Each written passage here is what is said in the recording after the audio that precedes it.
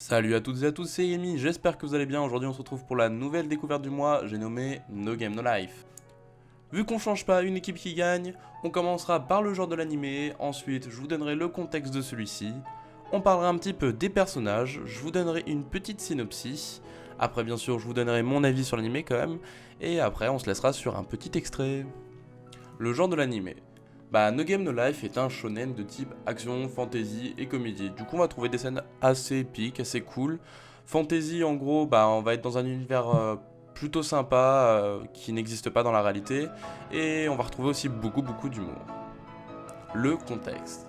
Le contexte, c'est des mystérieuses personnes jouent à des jeux vidéo et dominent tous les scores mondiaux de ces jeux. Ils se font appeler les Blancs, vu qu'ils n'ont pas de pseudo in-game et sont au nombre de 4 avatars dans ces jeux. Mais on verra qu'ils sont tellement au-dessus de tout le monde que ces 4 avatars, enfin, vous verrez juste après. Les personnages. Du coup, les personnages, ils sont que 2 en fait, et ils sont frères et sœurs. Ils se nomment Sora pour l'aîné et Shiro la petite cadette. Ces 2 personnages payent vraiment pas de mine, mais ils sont si intelligents et surdoués que le monde actuel dans lequel ils vivent, enfin, notre monde quoi, est juste tellement pourri pour eux que Dieu lui-même les font passer dans un autre monde. La synopsis.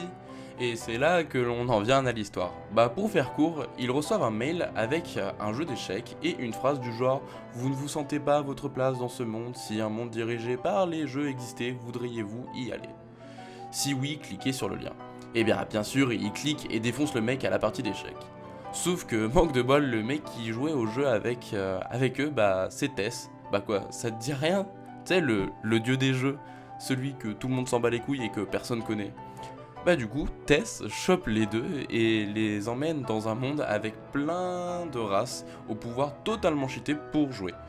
Petit détail qui a vraiment son importance, c'est que vraiment tout se mise dans ce monde en fait. Juste petit spoiler, tu vois, Sora et Shiro, ils vont carrément gagner un pays tout entier en jouant. Pour te dire que vraiment tout peut se miser quoi. La vie. En une phrase, cet animé est juste totalement dingue. Les personnages sont violemment badass et l'univers est juste ultra immersif. Seul petit bémol, enfin ça dépend des gens, mais l'animé est très coloré, mais genre beaucoup trop. Vous verrez dans les premiers épisodes, c'est vraiment flagrant, mais ça s'estompe plus les épisodes passent et ça en fait même carrément le charme de l'animé. Du coup, j'espère que cette vidéo vous aura plu. Surtout, n'hésitez pas à mettre un petit like et de commenter du coup si ça vous a plu. Et il y a un petit passage dans les tout premiers épisodes qui est vraiment cool, dans le premier épisode même. C'est quand Tess balance nos 2 camarades dans le monde. N'hésitez pas à commenter pour vous dire comment vous avez trouvé cette scène qui est vraiment super drôle. Je vous laisse avec un petit condensé. Over.